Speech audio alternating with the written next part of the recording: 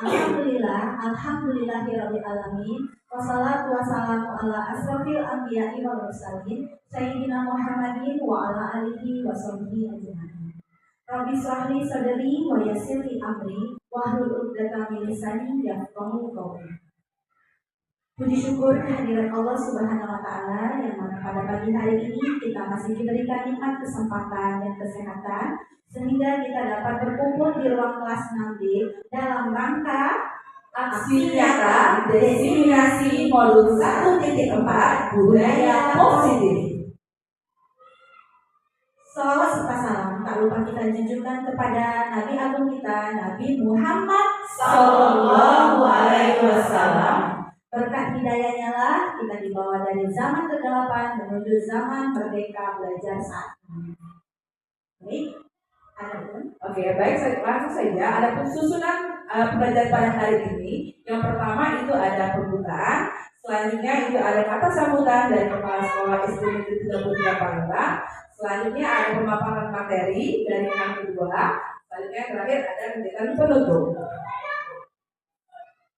Sebelum melakukan kegiatan, ada baiknya kita melafazkan lafaz basmalah. Bismillahirrahmanirrahim. Oke, langsung saja kita akan mendengarkan kata sambutan dari Kepala Sekolah SD Negeri 33 Palembang. Pada yang terhormat Ibu Masud Sarjana Pendidikan dipersilakan.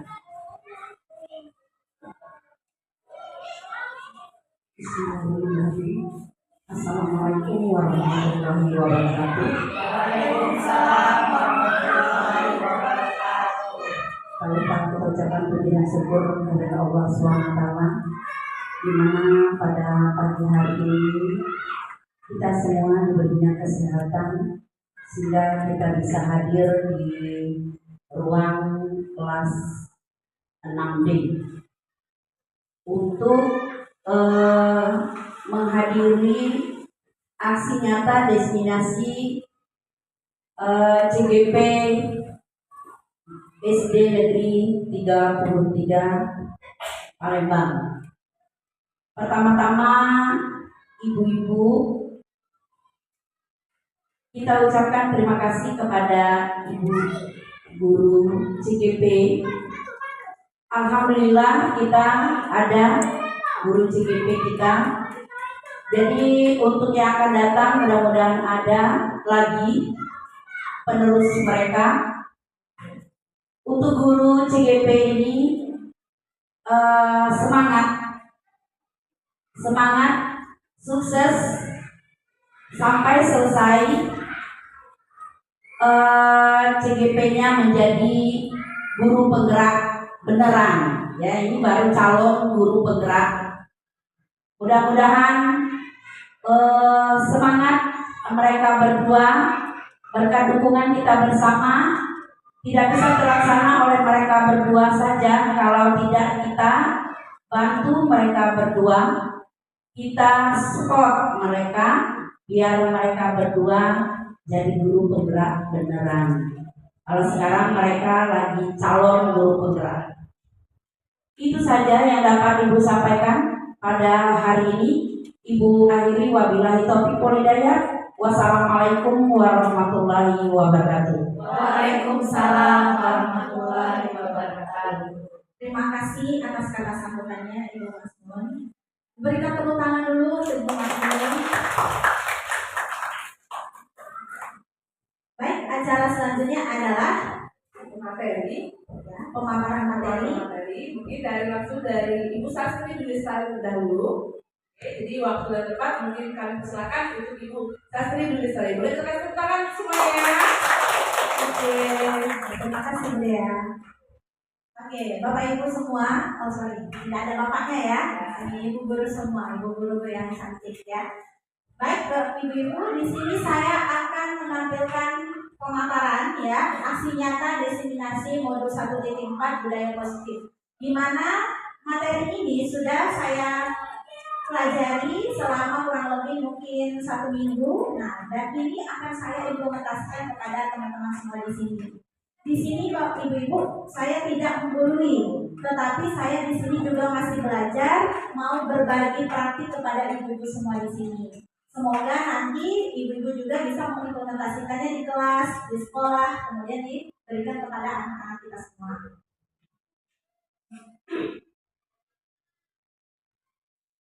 Baik, ibu-ibu saya izin berpantun boleh? Boleh. Ya, oke. Saya lihat catatan aja ya.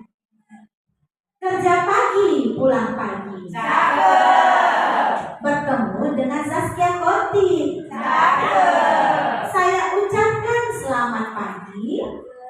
Bertemu lagi dengan aku yang cantik. Sekali lagi boleh ya, ibu-ibu? Boleh. Kalau tidak ada pantun itu sepertinya kurang afdol seperti itu ya. Jangan lupa sematkan kata. Cakep. Oke ya, satu lagi. Datang pemburu menangkap itik. Cakep. Buah pepaya enak dikonsumsi. Cakep. Untuk para guru yang cantik, Cakep. izinkan saya memulai presentasi. Sudah diizinkan belum ya ibu-ibu? Oke, lanjut ya. Oke, nah saya mau coba ibu-ibu guru semua di sini senyum dulu ya selama 30 detik. Kenapa senyum? Karena kita akan melewati hal-hal ini selama 1 jam. Ya, kalau dimulai dari wajah yang cemberut sepertinya agak kurang bersemangat. Ya, jadi saya mau lihat senyum yang manisnya ibu-ibu semua. Coba silahkan lihat kiri dan kanan temannya. Oke, Masya Allah, sudah ya. Terima kasih semuanya. Oke, nah sepertinya kita ini butuh penyegaran ya, ibu. Nah, di sini saya punya ice breaking. Mau bergerak ibu? Boleh. Sesuai dengan semboyan kami, CDP, bergerak, bergerak, menggerakkan. Jadi semuanya kita harus bergerak. Oke, saya setel dulu ya. Nah, dimohon ibu-ibu semua berdiri. Berdiri ya. Saya rasa ibu juga sudah banyak tahu dengan ice breaking ini, ya. Oke, coba mana suaranya? Semangat pagi. Pagi, luar biasa. Oke, semangat ya. Kita mulai.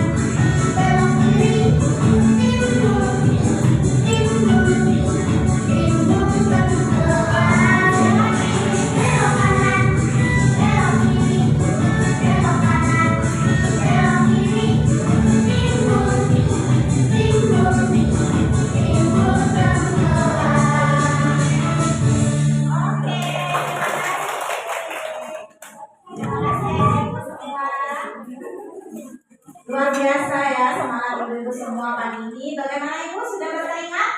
Alhamdulillah. Ya, oke. Lanjut kita ya, masuk ke di sini kita ada kesepakatan forum desiminasi. Jadi sebelum kita mulai belajar di kelas ini, saya mau ibu-ibu semua membuat kesepakatan forum desiminasi. Kesepakatan ini tujuannya untuk kita semua laksanakan dalam kegiatan di dalam ruangan ini selama 1 jam. Oke? Nah, contoh kesepakatan di sini adalah menghargai pendapat orang lain. Bagaimana? Kalau saya bilang sepakat, jawabnya apa? Setuju, ya. Sepakat tidak dengan yang sudah ada di situ? Menghargai pendapat orang lain. Setuju. Nah, sekarang coba siapa yang bersedia untuk memberikan idenya? Untuk memberikan idenya kesepakatan apa yang harus dilakukan untuk di ruangan ini selama ini. Oke, boleh Ibu Yayu? Tertib. Tertib. Oke. Nanti saya ketik di sini tertib ya.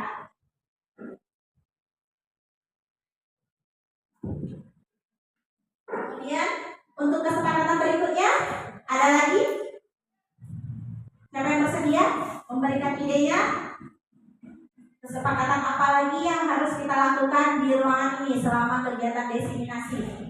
Pertama, menghargai pendapat orang lain. Kedua, tertib. Nah, kira-kira apa lagi? Apa Bu? Berkolaborasi. Bagus, boleh. Berkolaborasi. Oke, lanjut. Ada lagi?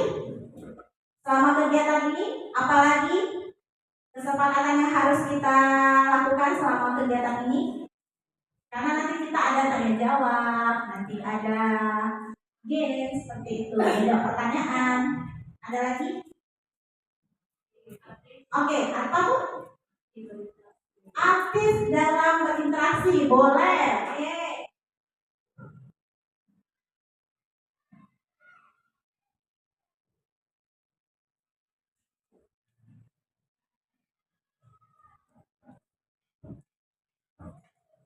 Oke, satu lagi, kira-kira apa lagi?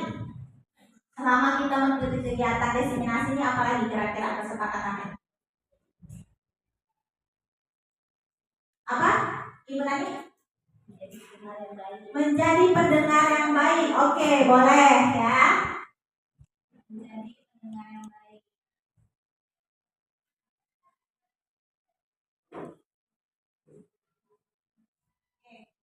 Nah, kita coba baca ya sama-sama dulu ya ibu-ibu.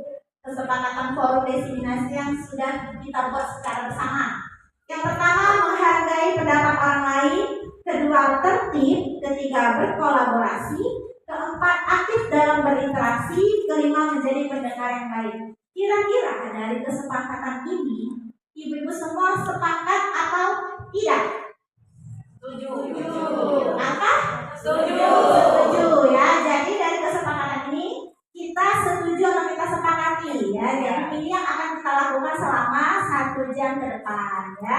Jadi kalau nanti ada yang memberikan pendapat, dimohon untuk mendengarkan. Kemudian pada saat nanti ada tanya jawab, diharapkan untuk aktif mengikuti. Kemudian nanti kalau ada kerja kelompok harus saling berkolaborasi. Bisa ya ibu semua? Bisa. Oke, saya yakin ibu-ibu semua pasti bisa.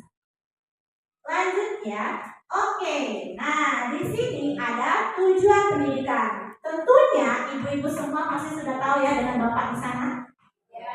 Ya, tidak heran lagi dan tidak menjadi asing bagi kita, yaitu adalah Bapak Ki Hajar Dewantara. Nah, di sini menurut Ki Hajar Dewantara, tujuan pendidikan adalah menuntut segala kodrat yang ada pada anak-anak agar mereka dapat mencapai keselamatan dan kebahagiaan yang setinggi-tingginya, baik sebagai manusia maupun sebagai anggota masyarakat. Oleh sebab itu, pendidik itu hanya dapat menuntun tumbuh atau hidupnya kekuatan kodrat yang ada pada anak-anak agar dapat memperbaiki lakunya dan tumbuhnya kekuatan kodrat anak. Jadi ya ibu-ibu, tanpa kita sadari, kita ini sudah melakukan apa yang diminta oleh Bapak Ki Hajar Dewantara. Cuma mungkin memang ada sedikit yang belum kita lakukan. Contohnya, kalau kita melakukannya masih dengan menuntut, memaksa Iya atau tidak ibu-ibu? Iya. Iya, karena kita kepengen apa yang kita mau, bukan kita menuntun. Menuntun di sini apa? Mendorong anak, membantu dia, mengarahkan.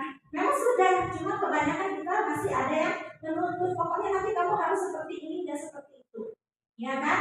Nah, nanti kita akan berproses ya, ibu semua di sini. Oke, lanjut. Nah, di sini ada budaya positif. Sesuai dengan tema kita akan belajar tentang budaya positif. Seorang guru yang baik harus memiliki kemampuan dalam mewujudkan budaya positif di sekolah. Budaya positif di sekolah yaitu nilai dan kebiasaan di sekolah yang berpihak pada murid agar mereka dapat berkembang menjadi pribadi yang kritis, penuh hormat, dan bertanggung jawab sesuai dengan profil pelajar Pancasila. Oke, tentunya budaya positif ini apakah sudah pernah kita lakukan selama di sekolah ini? Sudah ya. Nah, contohnya apa? Kira-kira? Wah, luar biasa ya, melakukan pembacaan Yasin di setiap hari Jumat. Itu sudah termasuk kebiasaan atau budaya yang positif ya di sekolah kita. Bagus, oke. Nah, selain itu ada yang lain? Apa ibu boleh? Senam setiap hari Sabtu, betul sekali. Itu merupakan contoh budaya positif yang sudah kita lakukan selama di sekolah. Boleh, ibu luar biasa. Apa bu? Mendidik anak untuk membuang sampah pada tempatnya, betul sekali ya. Kita sudah melakukan itu ya. Jadi budaya positif di sekolah kita sudah banyak dilakukan. Baik, kita lanjut ke berikutnya. Nah, Bapak Ibu-ibu semua, di dalam budaya positif ada konsep utama. Ada 6 konsep utama yang harus kita pelajari. Nah, hari ini di sini akan saya sampaikan ke 6 ini. Yang pertama adalah disiplin positif. Kedua, motivasi perilaku manusia. Ketiga, keyakinan sekolah atau kelas. 4, kebutuhan dasar manusia. 5, posisi kontrol restitusi. 6, segitiga restitusi. Oke. Nanti ini 6 ini akan kita belajar bersama-sama ya. Nah, sebelum masuk ke materi, di sini ada perubahan paradigma belajar. Dalam membangun budaya positif, sekolah dapat menyediakan lingkungan yang positif, aman dan nyaman agar siswa mampu berpikir, bertindak, dan mencipta dengan merdeka, mandiri, dan bertanggung jawab. Disiplin sangat berkaitan dengan kontrol guru terhadap siswa. Jadi sebelum kita melakukan pembelajaran budaya positif, kita harus melakukan paradigma perubahan dulu.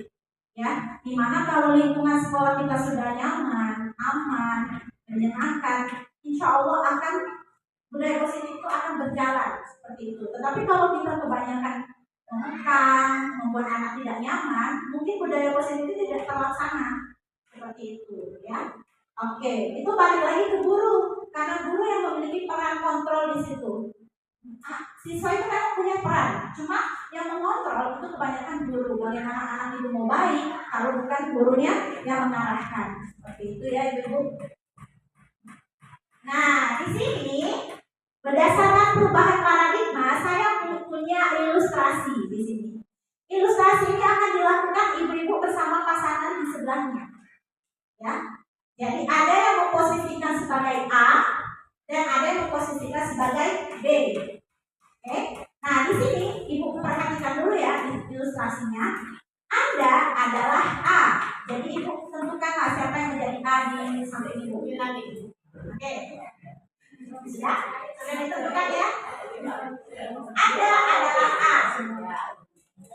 Tugas Anda adalah mengepalkan salah satu tangan Anda. Coba Anda bayangkan bahwa Anda menyimpan sesuatu yang sangat berharga di dalam kepalan tangan Anda. Anda perlu menjaga benda tersebut sekuat tenaga karena begitu pentingnya untuk kehidupan Anda. Jadi tugas A itu nanti saya minta tuliskan satu kata di kertasnya kecil aja, jangan sampai yang B tahu ya. Dikepalkan di tangannya. Oke, nanti ya, sebentar. Sekarang tugas B. Tugas B sudah ditentukan siapa yang bertugas jadi B? Adalah mencoba dengan segala cara untuk membuka pekan A tadi. Nah, bisa menggunakan cara membujuk, mengintimidasi, memarahi, menggoda, menghardik, menggelitik, bahkan menawarkan Anda uang. Nah, agar Anda bersedia untuk membuka kepalan tangan Anda. Oke. Jadi yang tugas B itu mencoba untuk membuka kepalan tangan temannya yang A tadi. Boleh pakai cara apapun ya Ibu, di situ sudah boleh. Ya, bisa mengerti? Bisa. Bisa dimengerti ya? Bisa. Oke, silakan yang A untuk menuliskan satu kata yang berharga dalam kehidupan hidup semua. Bebas.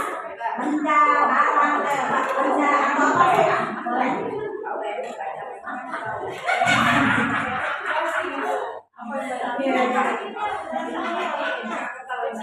Seperti Bang, yang masih kesempatan sekali. Oke, sudah. Ibu biar dulu yang A, ada yang B, ada yang C. Sudah dituliskan? Sudah. Oke, kalau sudah silakan diletakkan di kepala, boleh kanan, boleh kiri, terserah yang mana nyaman. Nah, sudah diletakkan. Coba kepalanya diangkat. Kepalanya diangkat.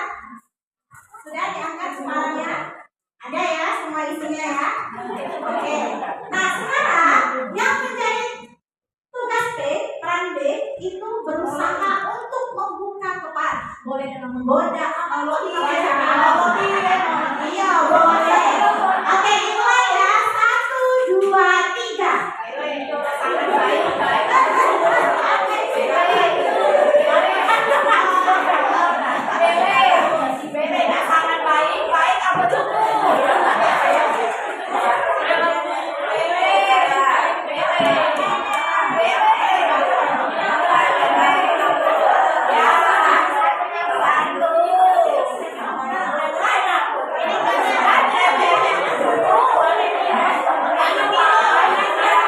Bisa seperti itu. Coba bisa juga seperti ini. Coba buka tangan sebelah kanannya. Buka tangan sebelah kanannya. Ayo, kan dari tangan buka. Nah, itu senang itu boleh.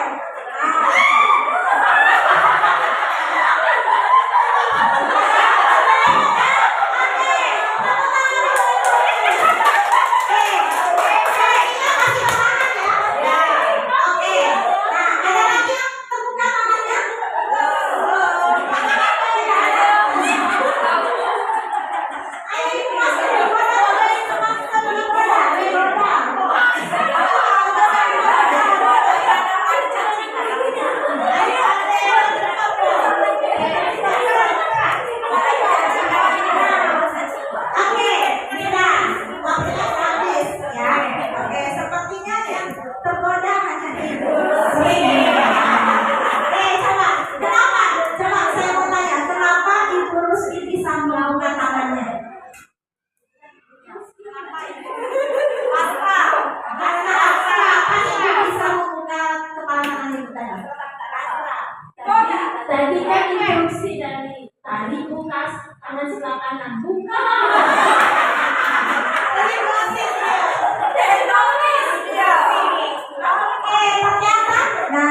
Ternyata dengan instruksi saja bukan tangan kanannya, tanpa disadari Ibu bisa buka tangannya ya. Oke, gampang sekali kan saya, nggak perlu pakai uang, nggak perlu pakai marah-marah, memaksa, itu aja bisa ya. Oke, coba Ibu Riz, apa yang dituliskan Ibu Riz? Anak kandung. Anakku saya. Oke. Ya, kalau tepuk tangan dulu Ibu Riz. Baik ya Ibu, kalau anak kandung seperti tidak bisa kita beli ya, tidak bisa kita tawar-tawar, tetapi kok dibuka berarti tidak penting. Ya, oke. Oke, terus luar biasa, keren ya. Oke, nah di sini Ibu kita mendapatkan pelajaran setelah belajar tentang mempertahankan diri ya, itu disebut dengan mempertahankan diri. Nah di sini akan menjelaskan. Nah, perubahan paradigma belajar, perubahan paradigma teori kontrol atau ilusi kontrol menurut Dr. William Glasser. Ada 4 ilusi ya. Yang pertama, ilusi guru mengontrol murid. yang B menjadi guru. Nah, terlihat bahwa murid menuruti apa keinginan dari guru. Tadi dengan buka tangan kanan dibuka. Nah, berarti itu kontrol gurunya kuat di situ ya. Nah, yang selebihnya ini kontrol muridnya sepertinya tegas juga, lebih kuat daripada gurunya. Nah, di sini berarti kita tuh harus lebih lagi dominan seperti itu ya. Kedua, ilusi bahwa semua penguatan positif, efektif dan bermanfaat. Jadi apa yang saya ucapkan tadi, penguatan yang saya keluarkan tadi, akhirnya apa? Bermanfaat, akhirnya dibuka. Jadi anak tuh lebih terbuka, lebih mau bercerita dengan gurunya seperti itu. Kemudian ilusi ketiga, ilusi bahwa kritik dan membuat orang merasa bersalah dapat menguatkan karakter. Dengan kita memberikan kritik, kadang itu menguatkan karakter seseorang. Ya, makanya kadang kita bilang jangan lupa saran dan kritiknya supaya apa? Membangun orang itu menjadi lebih baik lagi ya. Kemudian keempat, ilusi bahwa seseorang dewasa memiliki hak untuk memaksa. Nah, terlihat sekali di sini saya posisikan mungkin sebagai guru atau yang posisi A sebagai guru. Di sini ada muridnya, jadi dia apa? Punya hak untuk memaksa anak untuk mengikuti kemauannya. Jadi itu yang disebut dengan kegiatan yang tadi ya, oke? Paham ya? Paham. Lanjut. Nah, baru kita masuk ke materi inti. Ya, itu yang pertama, disiplin positif. Apa makna disiplin? Kira-kira ibu-ibu tahu tidak apa itu disiplin? Boleh, gantian dulu ya, sepertinya ibu. Disiplin itu mematuhi segala aturan yang telah ditetapkan. Disiplin adalah mematuhi aturan yang sudah ditetapkan. Boleh? Ada yang lain? Boleh, Riayu?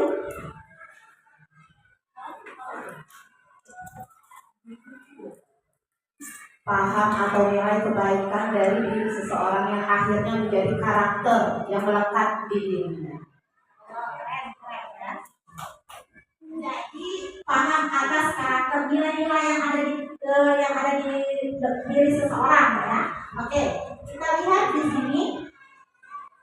Nah, ini disiplin secara umum ya. Disiplin berasal dari bahasa Latin atau disiplina yang artinya belajar. Mana asal dari kata ini berkonotasi dengan disiplin diri dari murid-murid. Disiplin diri membuat orang menggali potensinya menuju sebuah tujuan. Apa yang dia hargai.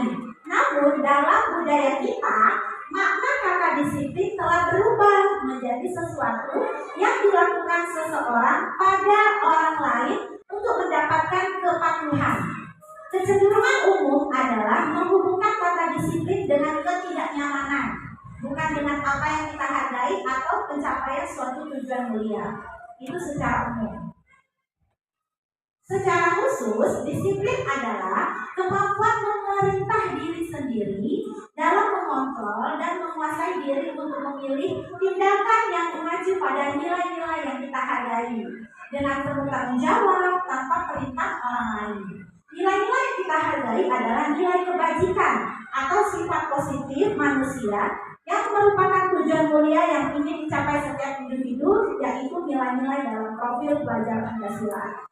Jadi ibu disiplin itu timbul dari diri sendiri ya, untuk menjadi lebih baik tanpa adanya perintah dari orang lain. Jadi timbul dari diri sendiri.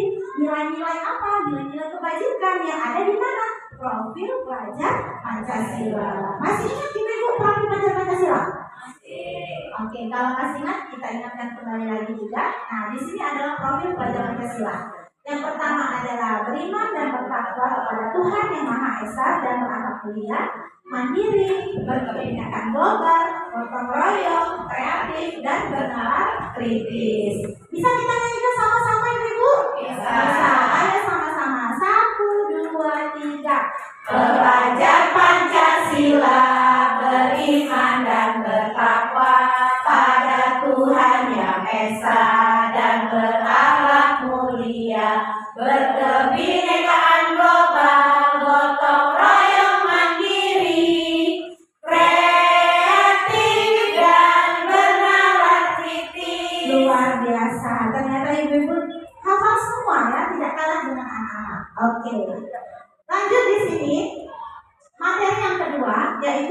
memotivasi perilaku manusia. Nah, dalam memotivasi itu ada dua faktor, Ibu-ibu. Faktor pertama yaitu faktor eksternal, yang kedua adalah faktor internal. Nah, kita akan jelaskan faktor eksternal dulu. Faktor eksternal di sini yaitu untuk menghindari ketidaknyamanan atau hukuman. Contoh, apa yang akan terjadi apabila saya tidak melakukannya? Jadi seperti ini, Ibu. Faktor eksternal itu lebih ke negatif, ya, di mana kita itu takut akan hukuman, takut dengan rasa yang tidak nyaman. Jadi contoh seperti ini, saya harus datang tepat waktu nih, supaya tidak kena marah, tidak kena hukum, ya. Jadi pikiran kita seperti itu. Itu yang disebut faktor eksternal, menghindari ketidaknyamanan dan hukuman, ya. Yang kedua, faktor eksternal untuk mendapatkan imbalan atau penghargaan dari orang lain. Contoh, apa yang akan saya dapatkan apabila saya melakukannya? Nah, contohnya saat tadi, tetap masih dalam tepat waktu. Saya harus datang tepat waktu, biar saya dapat pujian dari kepala sekolah, biar saya dapat pujian dari guru-guru di kelas, biar saya dapat penghargaan. Nah, jadi itu faktor eksternal, masih bersifat negatif, ya. Kemudian ada faktor internal. Faktor internal di sini adalah menjadi orang yang mereka inginkan dan menghargai diri sendiri dengan nilai-nilai yang mereka percaya. Contohnya, saya akan menjadi orang seperti apa bila saya melakukannya. Jadi itu ada timbul dari diri sendiri, ya, timbul dari hati nurani seseorang. Contohnya kayak kita. Pokoknya ya saya tetap harus datang tepat waktu karena memang sudah kewajiban saya sebagai guru yang profesional. Seperti itu juga dengan anak-anak. Saya harus datang tepat waktu agar saya tidak ketinggalan pelajaran. Itu berarti sudah timbul dari hati nurani seseorang, ya. Ibu paham tentang motivasinya? Oke, lanjut. Nah, di sini berhubungan dengan motivasi manusia tadi, hukuman dan sanksi atau konsekuensi. Tentunya ibu-ibu tidak asing dengan kata ini, ya. Hukuman dan sanksi atau konsekuensi. Nah, di sini saya punya dua pertanyaan pemantik. Nah, untuk menjawab pertanyaan pemantik tersebut, maka kita harus baca dulu kasus yang ada di samping ini. Oke, disimak ya ibu-ibu, ya. Iva kurang menguasai pelajaran matematika, sehingga pada saat pelajaran tersebut berlangsung, dia lebih banyak berdiam diri atau menggambar di buku pelajarannya. Pada saat guru matematikanya Pak Seno menanyakan pertanyaan, pada saat guru matematika Pak Seno menanyakan pertanyaan, Iva menjadi gugup dan tak sengaja menjatuhkan tasnya dari kursi, serta tiba-tiba menjadi gagap pada saat berupaya menjawab. Seluruh kelas pun tertawa melihat perilaku Iva yang bicara tergagap dan terkejut tersebut. Pak Seno pada saat itu membiarkan teman-teman Iva menertawakan Iva yang tergagap dan malu luar biasa, dan malahan minta Iva untuk maju ke depan dan berdiri di depan kelas sambil menunjuk hidungnya karena tidak bisa menjawab pertanyaan Pak Seno. Kelas makin gaduh dan anak-anak pun tertawa melihat Iva di depan kelas memegang ujung hidungnya. Sudah dipahami kasusnya ya ibu-ibu? Oke. Pertanyaan pemantik yang pertama, apakah Anda setuju dengan tindakan Pak Seno terhadap Iva? Mengapa? Coba siapa yang bisa jawab? Coba siapa yang bisa jawab ibu-ibu? Boleh Ibu Diana? Ada ya? Oke.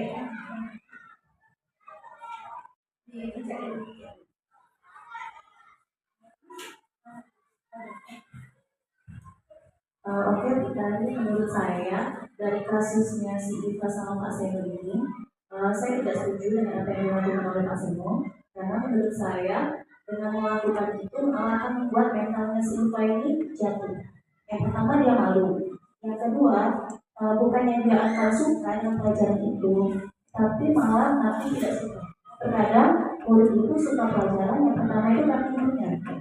kalau gurunya asik atau apa, anak-anak akan mungkin lebih tertarik seperti itu. Jadi apa yang dilakukan Pak Seno itu menurut saya tidak benar. Oke, terima kasih Bu Diana. Berikan tepuk tangan dulu Bu Diana. Luar biasa jawabannya, betul. Saya belum bisa memastikan betul atau salahnya karena jawaban teman-teman semua ini benar, tidak ada yang salah. Oke, pertanyaan kedua. Menurut Anda, tindakan Pak Seno terhadap Iva adalah sebuah hukuman atau konsekuensi? Mengapa? Kira-kira yang dilakukan Pak Seno kepada Iva itu termasuk hukuman atau konsekuensi? Boleh Ibu Yayu? Silakan. Baik Bu Tani, menurut saya apa yang dilakukan Pak Seno itu sebuah sanksi atau konsekuensi. Karena mengapa saya menyebutnya sanksi atau konsekuensi? Karena ini terjadi secara langsung saat proses kesalahan itu terjadi. Mengapa saya tidak memilih hukuman? Karena kalau hukuman ini ada prosesnya, dinilai di mana letak kesalahan anak itu, berat atau ringannya kesalahan anak. Itu menurut saya. Oke, terima kasih Bu Yayu. Berikan tepuk tangan dulu Bu Yayu jawabannya. Ada lagi yang ingin berpendapat? Boleh Ibu Neti. Pertanyaan kedua. Kalau menurut saya justru tindakan Pak Seno ini terhadap Iva itu adalah hukuman. Mengapa? Karena lihat gimana? Ada kalimat yang mungkin apa? Dia kalau konsekuensi setidaknya disepakati terlebih dahulu sebelum dilakukan. Nah, tapi ini hukuman tiba-tiba dia mengurusi Iva maju ke depan dan menyuruh Iva berdiri ke depan hidupnya, itu menurut saya suatu hukuman yang mempermalukan. Oke, tepuk tangan juga buat Ibu Neti. Luar biasa ya pendapat ibu-ibu semua. Di sini, oke, kita akan belajar mengenai hukuman dan sanksi. Bagaimana caranya supaya mengetahui mana hukuman, mana sanksi atau konsekuensi. Kita lihat di slide berikutnya. Nah, di sini ibu-ibu akan melihat hukuman dan sanksi atau konsekuensi. Di situ ada identitas gagal dan identitas sukses. Di mana identitas gagal itu adalah hukuman. Nah, bentuk-bentuk hukuman itu. Yang pertama, sesuatu yang menyakitkan harus terjadi. Kedua, tidak nyaman untuk murid atau anak untuk jangka waktu panjang. Ketiga, korban mendapatkan keadilan. Keempat, murid atau anak akan tersakiti. Berikutnya, perilaku pasif agresif meningkat. Kemudian sistem tidak akan berjalan bila murid tidak takut.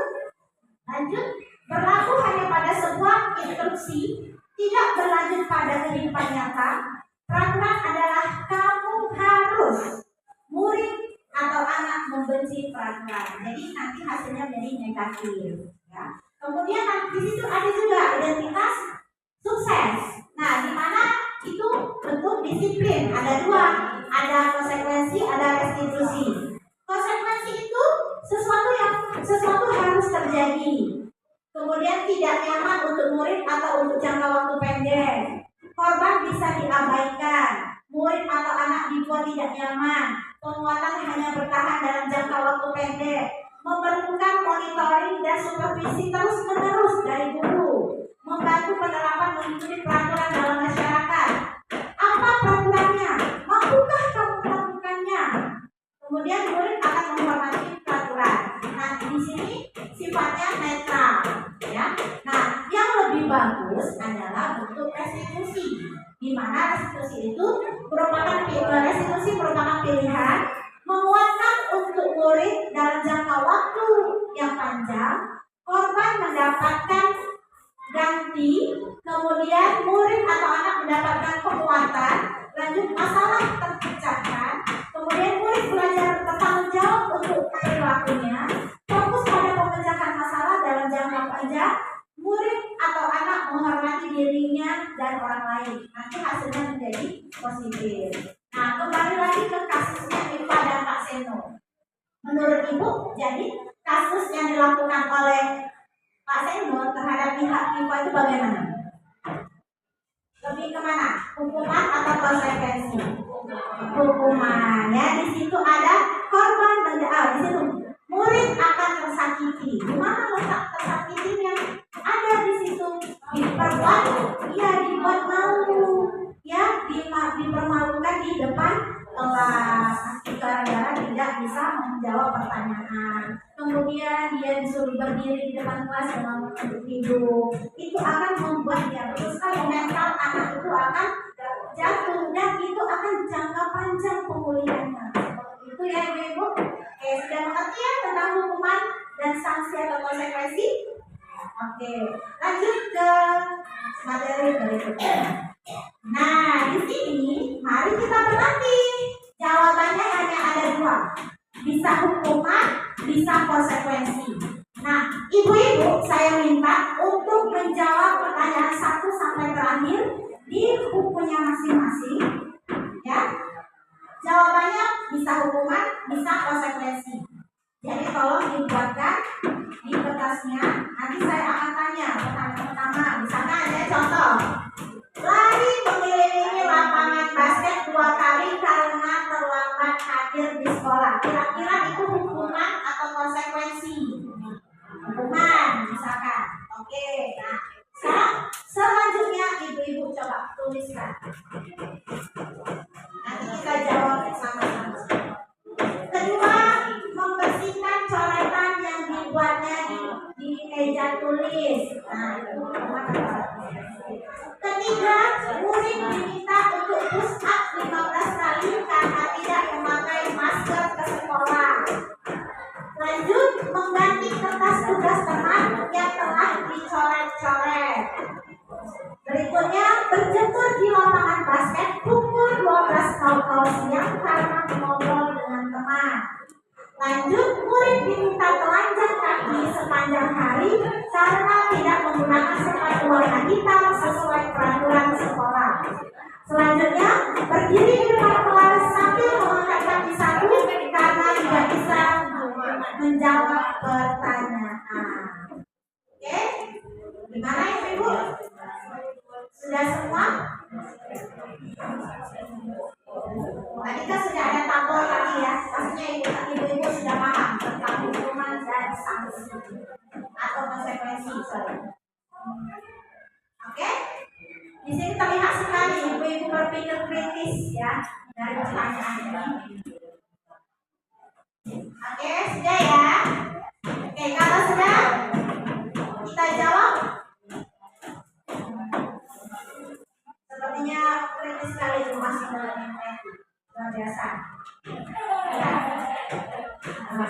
Benar, kita harus kritis dari pertanyaan ini karena ini dialami di sekolah sendiri. Ibu-ibu, bagaimana cara kita? Mungkin kita selama ini banyak menghukum. Nah, setelah belajar ini, nanti kita belajar untuk memberikan konsekuensi, jangan cuma memberikan hukuman atau bisa dengan restitusi. Oke, sudah ya? Sudah punya jawaban masing-masing? Oke. Coba siapa yang mau jawab pertanyaan 1 dan nomor 2? Iya, 1 dan 2, boleh. Ibu?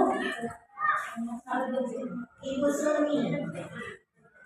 Silakan jawab pertanyaan 1 dan 2. Itu ya.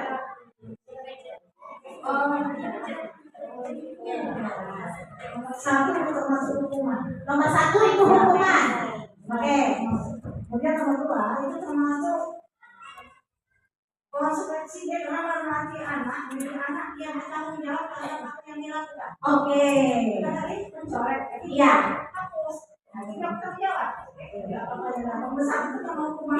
Nomor 1 hukuman. Nomor 2 konsekuensi ya. Oke. Terima kasih Ibu Sumi. Tepuk tangan dulu buat Ibu Sumi.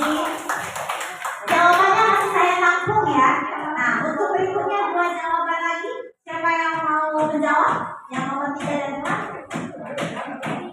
Ayo, nomor 3 dan 4. Boleh, Ibu Eka. Silakan dijawab pertanyaan 3 dan 4, Ibu Eka. Pertanyaan yang nomor 3 itu menurut saya jawabannya hukuman. Oke. Karena siswa itu dipaksa. Dipaksa karena kita sekolah. Oke. Sedangkan yang keempat itu menurut saya jawabannya konsekuensi. Ya, karena dia sudah memperoleh tempat samanya, kemudian dia sudah mengerti dan harus bertanggung jawab atas perbuatannya. Oke, luar biasa. Tepuk tangan juga buat Ibu Eka. Jawaban ketiga itu hukuman, keempat konsekuensi ya. Oke, selanjutnya 3 jawaban ke bawah. Siapa yang ingin menjawab? Ayo, boleh Ibu Nani. Silakan Ibu Nani, 3 jawaban yang terakhir.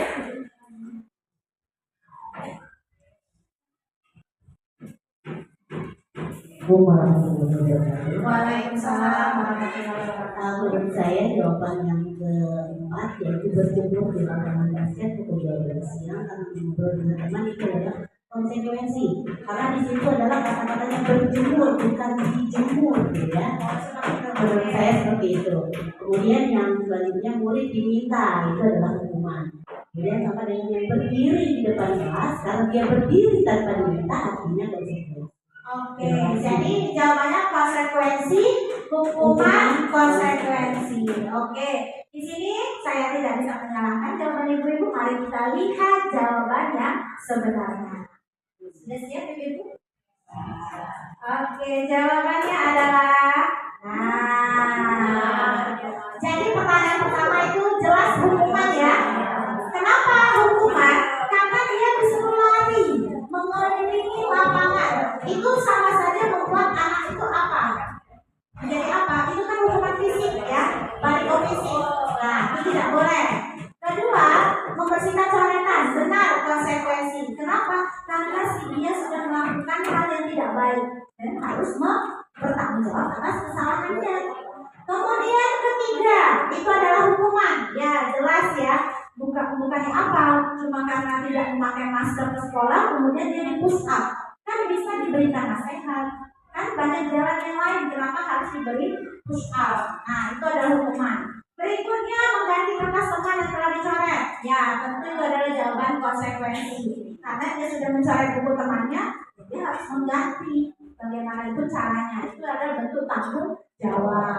Berikutnya, berjemur di lapangan basket pukul 12 siang karena ngobrol dengan teman. Itu adalah hukuman. Ya, tidak sepantasnya kita memberikan anak itu berjemur, apalagi pukul 12.00 itu sangat panas.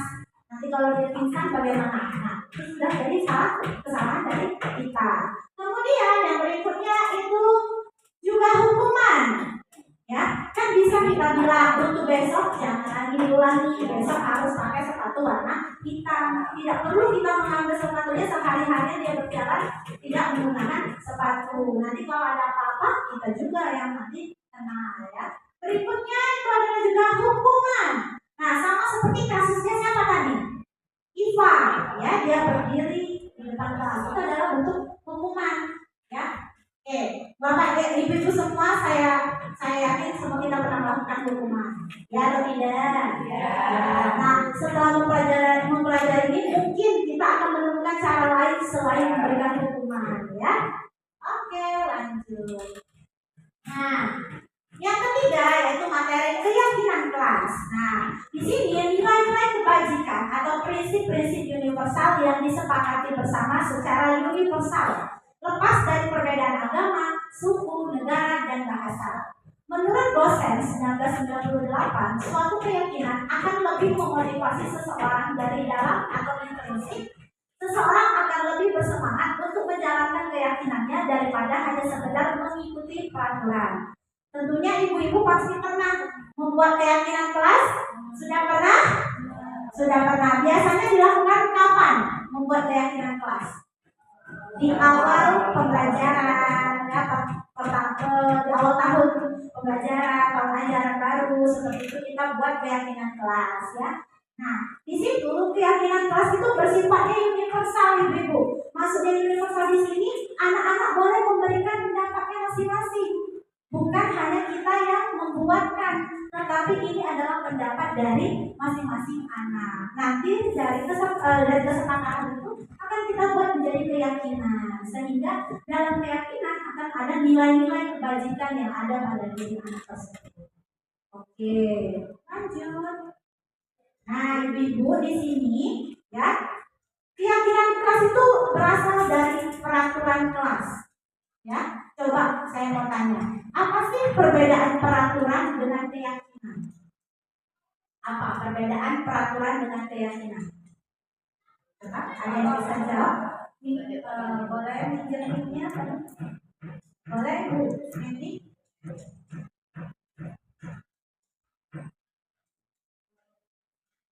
Kalau peraturan itu sesuatu yang memang sudah terbuat Sudah buat ya, sudah ada. Kalau keyakinan kelas kan dibuat bersama. Oke, boleh, bagus. Jawabannya tepuk tangan dulu. Ada lagi? Boleh, Ibu Sumi. Ya, boleh secara umum. Memang bisa mengalami perubahan suatu Oh, bisa mengalami perubahan suatu. Oke. Oh, sudah mantap di hati anak itu. Oh, mantap ya. Ya, kedepannya membangkitkan beliau menjadi budaya oh, jadi karakter dan kebiasaan ya. Oke, berikan tepuk tangan dulu buat Ibu Sumi. Luar biasa ya jawabannya ini sangat benar-benar saya aja kepikiran sampai tanda jawab. Iya. Jadi benar sekali ya, peraturan itu sifatnya itu memaksa. Ya, memaksa karena kita yang membuat. Peraturannya hari ini harus datang pukul ini. Nah, itu adalah peraturan. Nah, beda dengan keyakinan. Kalau keyakinan adalah bentuk dari pendapat masing-masing orang. Jadi di mana semua orang bisa berpendapat, oh maunya seperti ini, datang tepat waktu, nah itu disepakati. Kemudian apa lagi? Membuang sampah pada tempatnya itu juga bisa. Nah, sifatnya kalau keyakinan itu bisa Bu sebenarnya diubah sewaktu-waktu. Bisa setiap tahun kita ganti atau bisa kita mau per semester ganti. Nah, plusnya itu benar ada nilai kebajikan dari keyakinan yang telah kita buat. Kita meyakinkan, nah kamu yakin nggak sih sama keyakinan yang telah kita buat? Contohnya membuang sampah pada tempatnya. Yakin Bu. Nah kenapa? Kita tanya.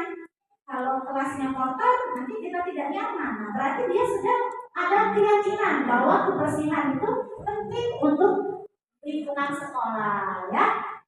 Nah kemudian tadi kan peraturan di kelas. Kemudian kita buat menjadi keyakinan.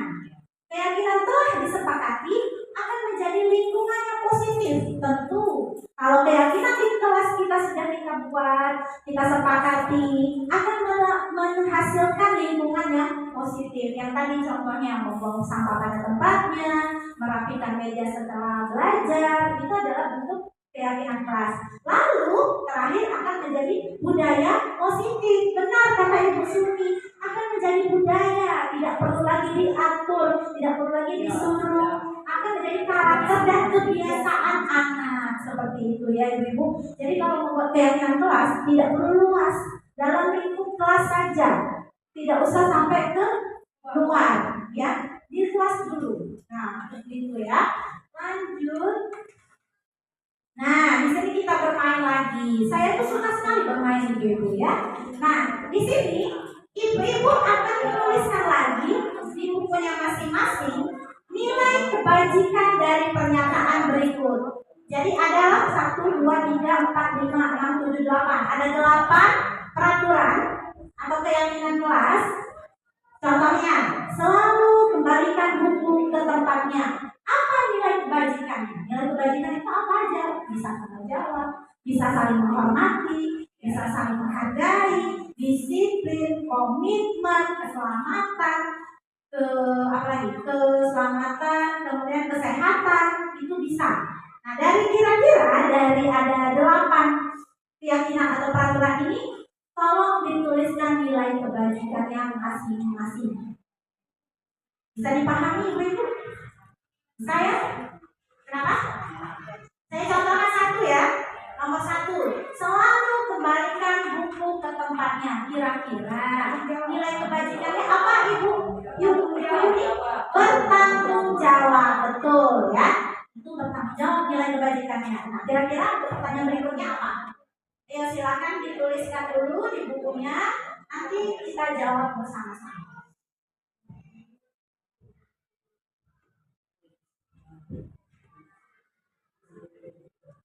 Nanti Nanti saya ulangi ya, nilai kebajikan itu bisa tanggung jawab, komitmen, keselamatan, kesehatan, saling menghargai, saling menghormati, disiplin, bisa itu.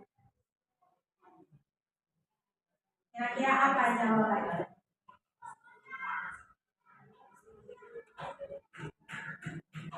Oke, sudah?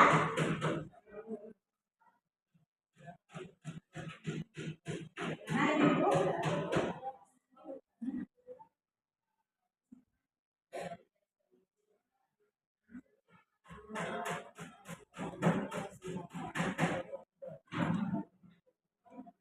Oke, sudah?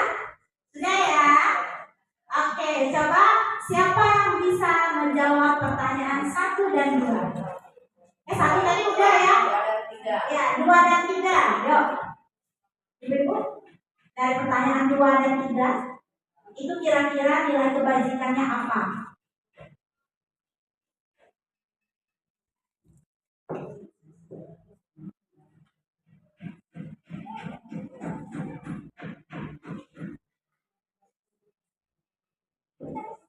Ucapkan terima kasih ya Bu Mas Nur. Ayo anak-anak asal Ibu guru hebat. Ya, boleh. Ibu Riz sudah dapat jawabannya nomor 2 dan 3 ya Bu Riz? Apa jawabannya Bu Riz?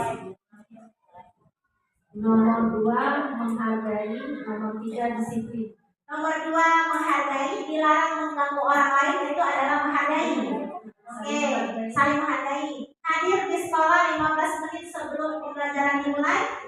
Bentuknya nilai kebajikannya disiplin. Oke, saya tampung dulu.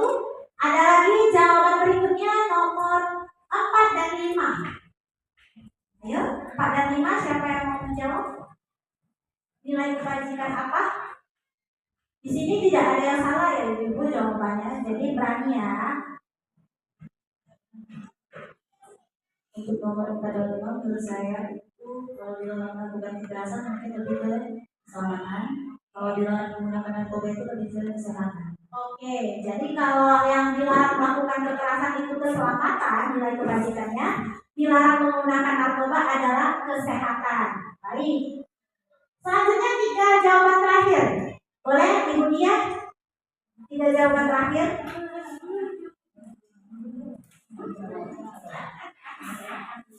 Ya. Jawabannya apa? Kira-kira itu apa? Nilai kebajikannya. Nilai kebajikan itu tadi kan bisa tanggung jawab, disiplin, kesabaran, keselamatan, keselamatan, kesehatan. Kalau yang bergantian atau menunggu giliran itu Tertib, memakai masker itu kesehatan,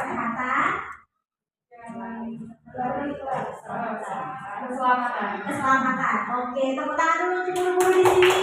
Semuanya jawabannya hebat-hebat ya. Oke, kita lihat jawabannya ya Ibu semua. Jawabannya adalah nomor 1, selalu kembalikan buku ke tempatnya. Nilai kebajikannya pasti itu tanggung jawab. Jadi di mana anak meminjam buku, di situ juga dia mengembalikannya. Kemudian dilarang mengganggu orang lain. Nilai kebajikannya apa? Menghormati orang lain atau menghargai orang lain juga sudah benar, ya. Itu nilai kebajikannya. Kemudian hadir di sekolah 15 menit sebelum pembelajaran dimulai. Itu sama, nilai kebajikannya bisa menghormati orang lain, kemudian bisa berkomitmen. Kita sudah tahu ya, disiplin juga sama, boleh. Kemudian dilarang melakukan kekerasan.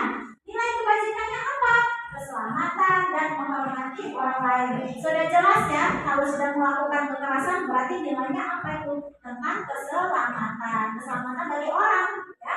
Kemudian dilarang menggunakan narkoba. Ya sudah jelas tentunya nilai kebajikan tentang kesehatan. Kemudian bergantian atau menunggu giliran. Nilai kebajikannya adalah menghormati orang lain, tertib, kesabaran. Itu adalah jawaban untuk yang bergantian itu ya. Kemudian menggunakan masker. Menggunakan masker itu juga nilai kebajikannya kesehatan.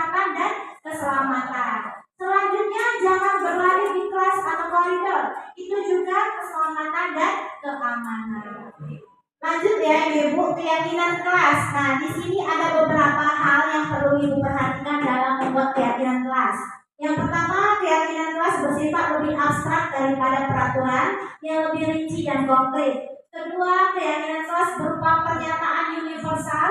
Kemudian pernyataan keyakinan kelas dibuat dalam bentuk positif. Keyakinan kelas hendaknya tidak terlalu banyak sehingga mudah diingat dan dipahami.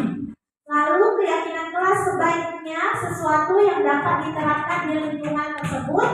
Kemudian semua warga kelas ikut berkontribusi dalam pembuatan keyakinan kelas lewat kegiatan curhat pendapat. Kemudian menempelkan hasil keyakinan kelas di ruang kelas agar terbaca. Terakhir, bersedia meninjau kembali keyakinan kelas dari waktu ke waktu. Oke, kita lanjut. Nah, di sini adalah langkah-langkah dalam membuat keyakinan kelas, ya. Yang pertama, tentunya guru memberikan pertanyaan pematik dulu. Bagaimana cara membuat keyakinan kelas kepada anak-anak? Untuk apa sih keyakinan kelas? Ketika dia, oh ini Bu, supaya kami bisa meyakini apa saja yang ada di kelas kami, seperti itu. Nah, kemudian usulan dari siswa ditulis di papan tulis atau sticky note. Kalau kita tidak punya sticky note seperti ini, bisa langsung dituliskan di papan tulis, ya. Kemudian guru dan murid menyusun usulan yang ada, mengubah kalimat negatif menjadi positif. Maksudnya apa? Kalimat negatif di sini kata-kata yang tidak, jangan, dilarang, itu diubah menjadi kalimat yang lebih positif. Kemudian guru dan siswa meninjau kembali daftar usulan yang masih berupa peraturan, temukan nilai kebajikan. Jadi kalau misalnya kata-kata itu masih bentuk peraturan, diubahlah menjadi bentuk keyakinan, ya. Lalu keyakinan itu tidak terlalu banyak Ibu, cukup 3-7 atau tengah-tengah 5.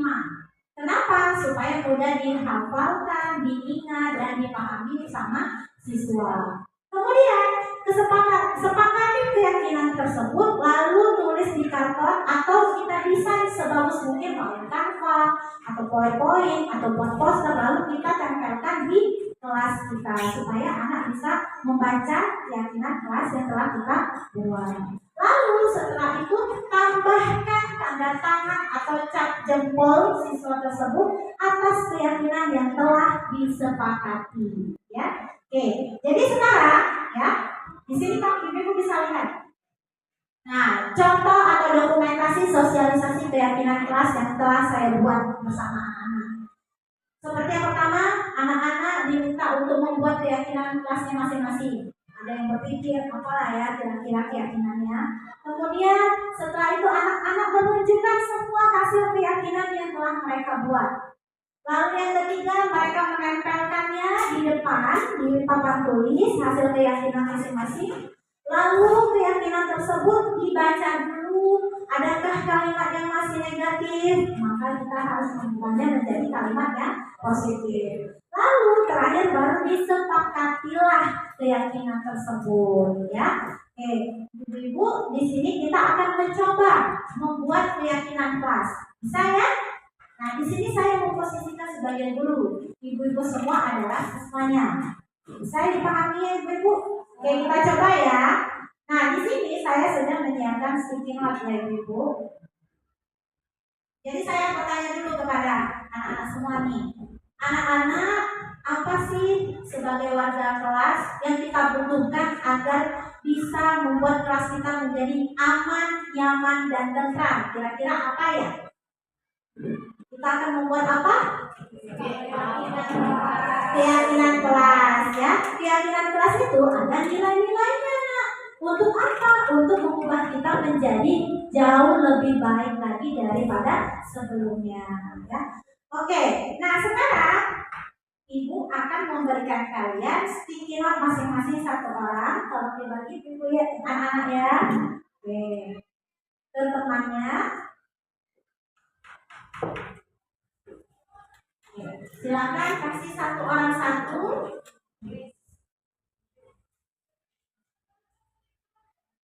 Sudah? Sebelum membuat keyakinan tentunya kita membuat peraturan dulu.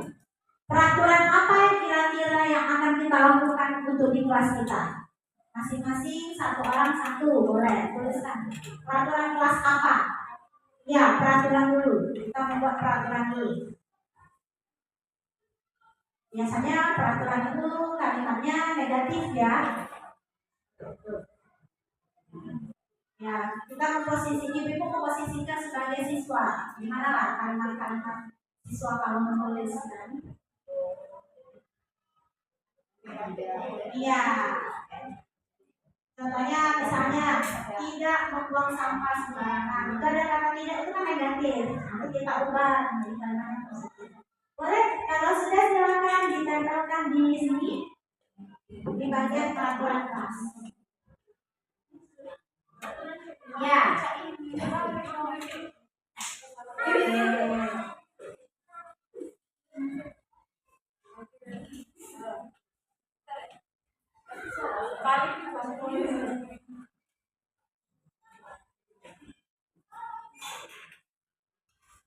Ada lagi?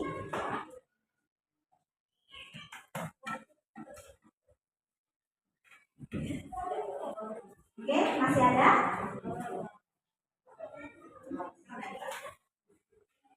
Kita kembali lagi. Kita aja.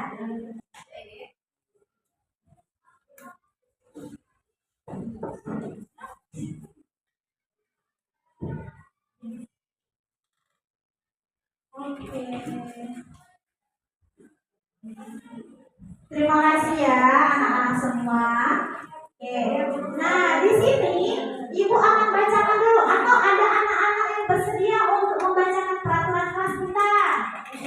Siapa yang bersedia? Boleh. Ayo. Yuni, silakan Yuni. Iya, Bu.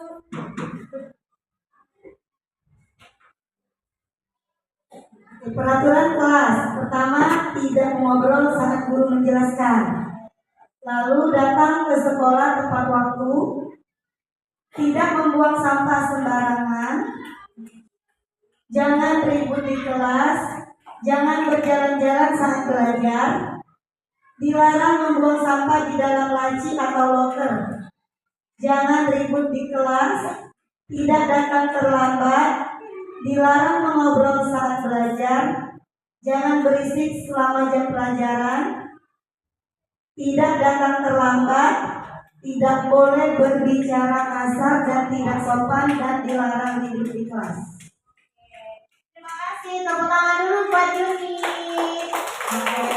Nah, peraturan ini sepertinya terlalu mengikat ya anak-anak. Nah, bagaimana caranya supaya kita menjadikan budaya positif? Maka kita akan ubah kalimatnya menjadi keyakinan kelas yang lebih positif. Oke. Nah, di sini siapa yang mau menuliskan ke depan? Nanti Ibu akan bantu untuk menjawabnya. Oke, coba kita lihat dulu di sini ya. Di sini tidak mengobrol saat guru menjelaskan. Kata tidak tadi adalah kata yang negatif. Kira-kira diubah jadi apa? Tidak mengobrol saat guru menjelaskan. Mendengarkan guru saat menjelaskan pelajaran. Nah, siapa yang mau tulis? Ayo, di sini sudah terjadi kira-kira kelas kita.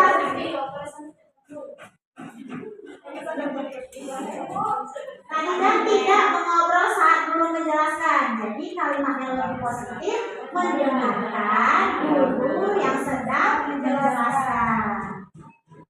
Akan guru yang sedang menjelaskan. Oke. Lanjut ya.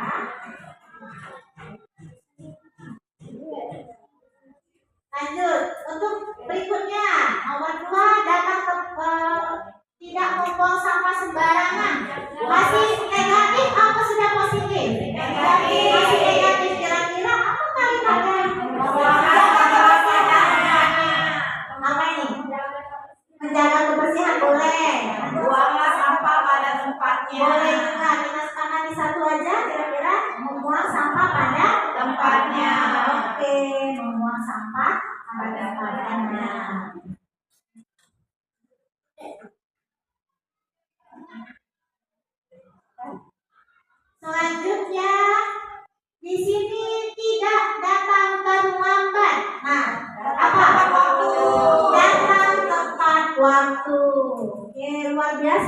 Ibu pintar semua ya. Kemudian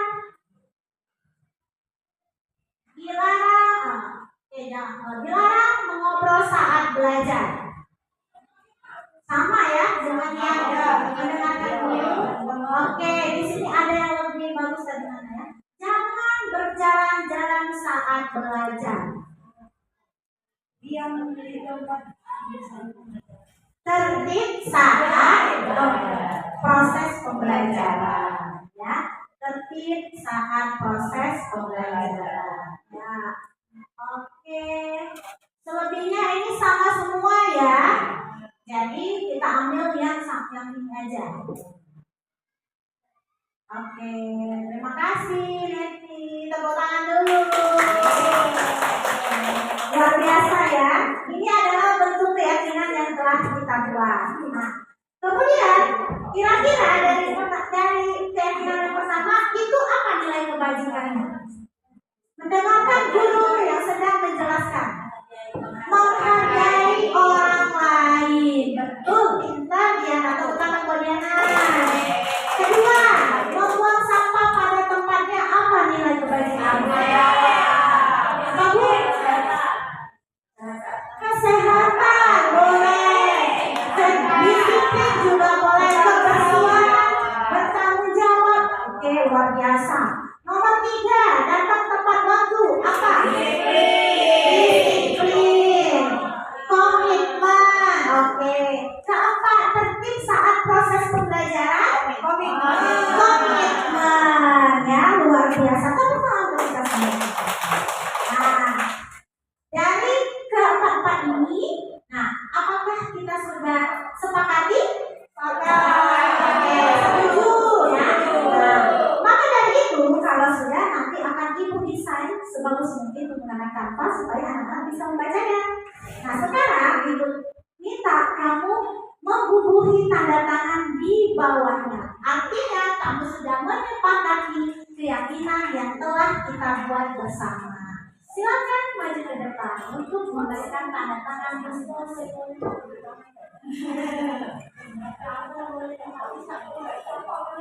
jempol juga boleh. Nah, bisa tanda tangan cap jempol juga boleh. Oke, selanjutnya. Ya, teman-teman bareng-bareng ya, biar cepat ya.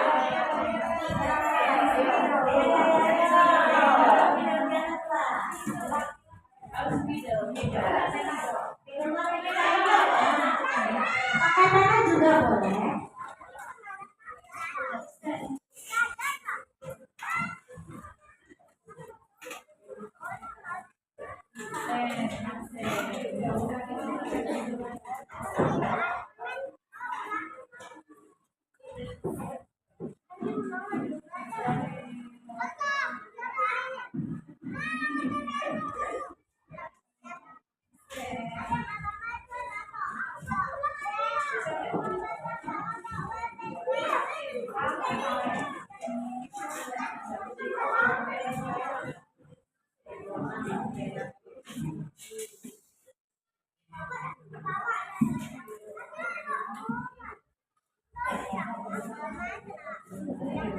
Oke, terima kasih anak-anak semua. Tepuk tangan untuk kita semua. Oke, kembali lagi ya ke materi. Yang keempat adalah kebutuhan dasar manusia. Tentunya manusia itu memiliki kebutuhan ya. Nah, di sini realitas atau kebutuhan setiap orang berbeda. Kita harus berusaha memahami pandangan orang lain tentang dunia. Setiap orang memiliki gambaran yang berbeda. Nah, ada 5 kebutuhan dasar manusia. Yang pertama, bertahan hidup atau survival. Kedua, kasih sayang atau rasa diterima, love atau belonging. Kemudian ketiga, penguasaan atau power. Keempat, kebebasan atau freedom. Dan kelima, kesenangan atau fun. Ya. Nah, di sini bertahan hidup itu apa? Bertahan hidup adalah kebutuhan yang bersifat fisiologis. Untuk bertahan hidup, misalnya kesehatan, rumah, makan, tentunya manusia membutuhkan itu. Betul atau salah? Betul. Kemudian kasih sayang atau rasa diterima. Kebutuhan akan hubungan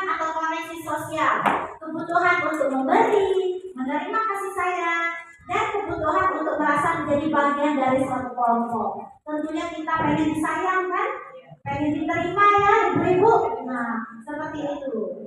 Oke, kemudian kekuasaan atau power. Kebutuhan ini berhubungan dengan kekuatan untuk mencapai sesuatu, menjadi kompeten, menjadi terampil, menjadi prestasi, ya, dan didengarkan dan memiliki rasa ingin dihargai. Kebebasan, apa itu kebebasan? Kebebasan adalah kebutuhan akan kemandirian otonomi, memiliki pilihan dan mampu mengendalikan arah hidup seseorang. Kesenangan, kebutuhan untuk mencari kesenangan, bermain dan tertawa. Baik, nah di sini kita kembali lagi ke kasus, ya. Nah, kasus ini berhubungan dengan 5 kebutuhan dasar manusia. Tadi apa aja, Bu? Yang pertama, bertahan hidup, kasih sayang, kebebasan, kesenangan, dan penguasaan, ya. Nah, dipahami kasus ini. Ibu Ria, guru kelas 6 di SD Permai, sedang bingung menghadapi ulah salah satu murid di kelas bernama Agus. Beberapa anak telah datang dan mengeluh Agus yang seringkali meminta bekal makan siang mereka dengan paksa. Jika Anda menghadapi situasi seperti Ibu Ria, apa yang akan Anda lakukan? Menurut Anda, kira-kira apa alasan Agus melakukan hal itu? Coba Ibu memposisikan sebagai Ibu Ria. Nah, bagaimana? Apa yang harus Ibu lakukan kalau melihat kasus tersebut yang Agus lakukan terhadap temannya? Kita ingatkan lagi ke 5 kebutuhan dasar manusia tadi.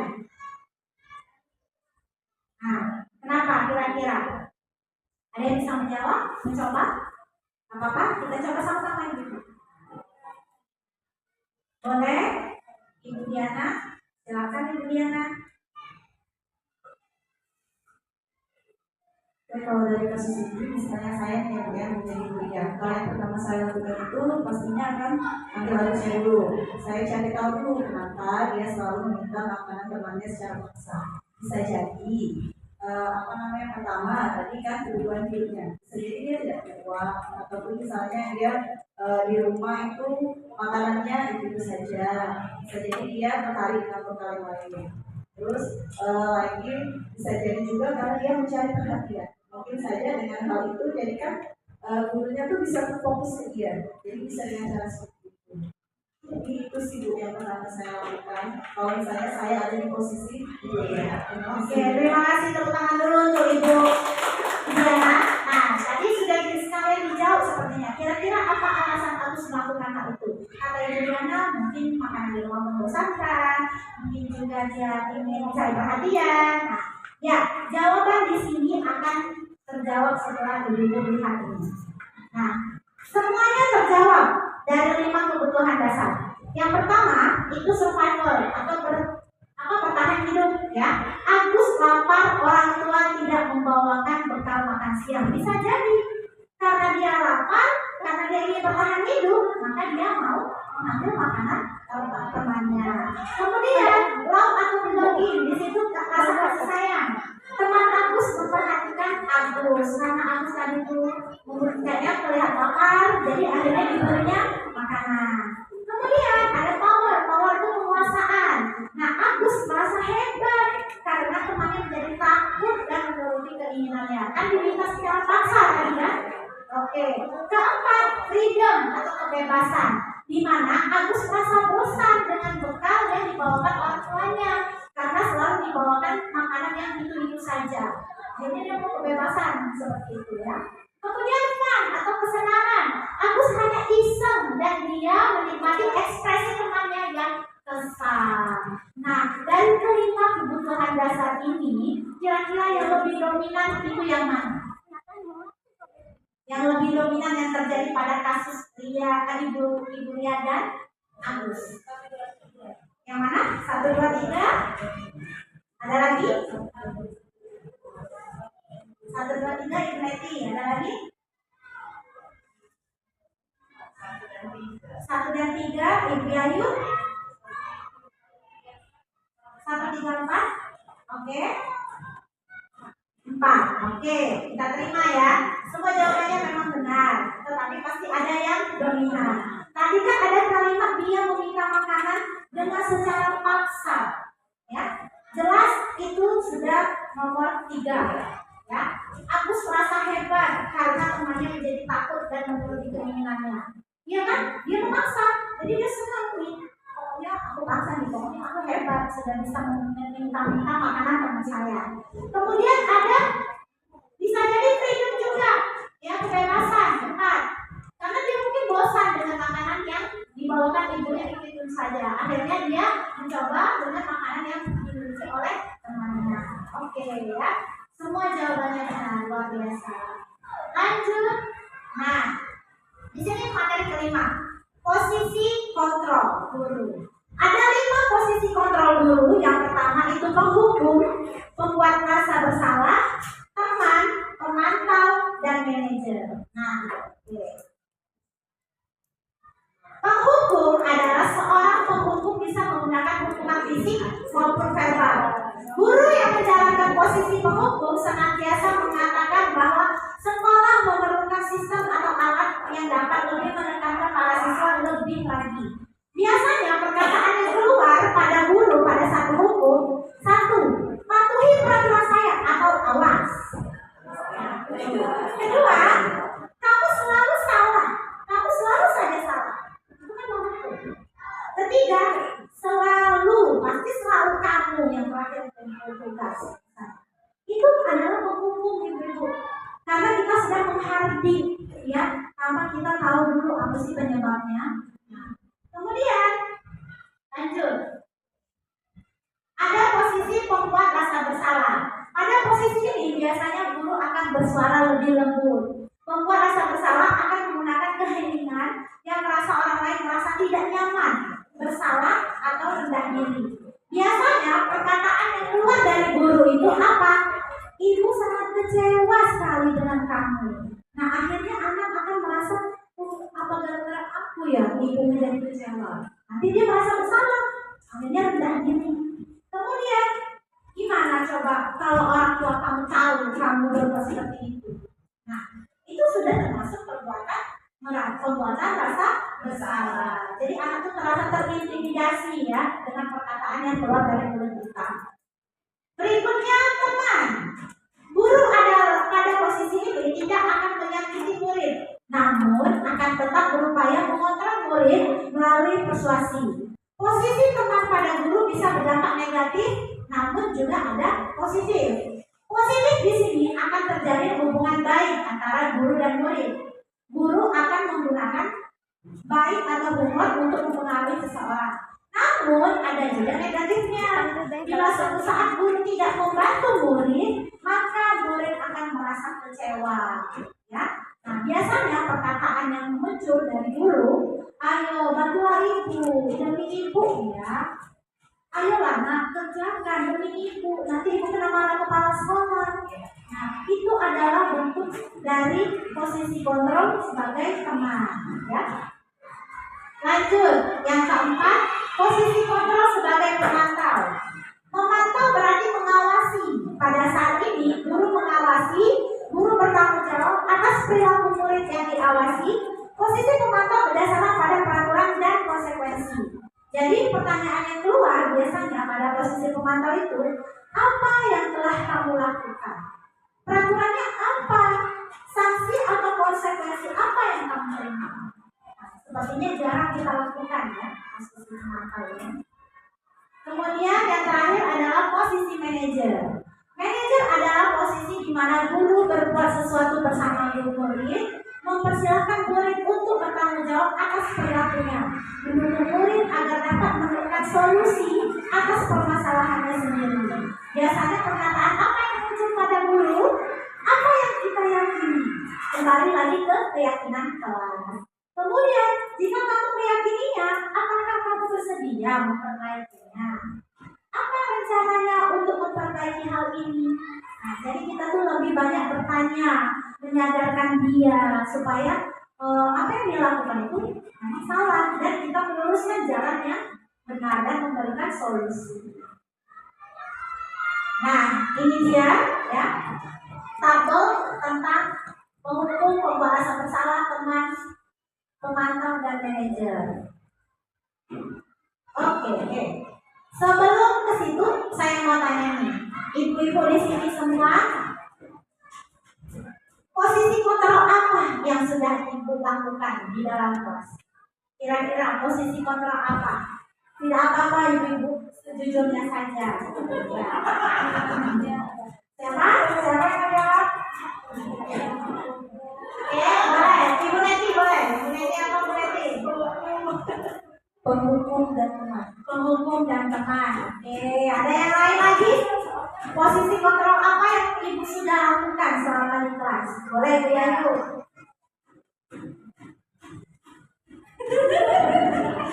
Mungkin sudah terkenal ya. Satu penghukum, dua pemantau. Oke, penghukum dan pemantau. Ada lagi? Oke, ya. Kita terima jawabannya. Ya, ibu-ibu, kita masih memposisikan diri kita kalau pasti penghukum, pembuat bersalah, teman, dan pemantau. Itulah yang biasa kita lakukan, ya. Tetapi, nah di sini pada praktiknya penerapan memang di posisi memang di nyatanya kita itu sebagai teman atau pemantau memang, ya penghukum. Nah, tetapi pada seharusnya yang harus kita lakukan adalah posisi sebagai manajer. Itu yang paling baik. Semua itu berproses ibu-ibu. Saya juga sama. Saya penghukum iya, membuat rasa bersalah iya, teman juga iya, pemantau juga, tapi belum sampai ke tahap manajer. Maka dari itu kita sama-sama belajar. Saya juga kalau tidak belajar ini saya tidak tahu Bu. Selama ini begitu-gitu aja. Nah, mulai belajar seperti ini, oh bahwa apa yang kita lakukan itu masih belum benar ya. Oke, kita akan belajar bersama-sama. Bisa ya ibu ya? Bisa. Oke, lanjut selanjutnya. Nah, posisi kontrol guru dari samping ini. Silakan yang ada yang mau menjawab. Nomor 1 dan nomor 2 langsung aja. Ingat 5 posisi kontrol tadi ya. Bisa menghukum, bisa salah. Yo, ayo siapa yang mau jawab? Kapan? Ayo bareng-bareng, siapa yang mau jawab? Satu merasa bersalah. Kedua hukum. Ketiga teman. Keempat memantau.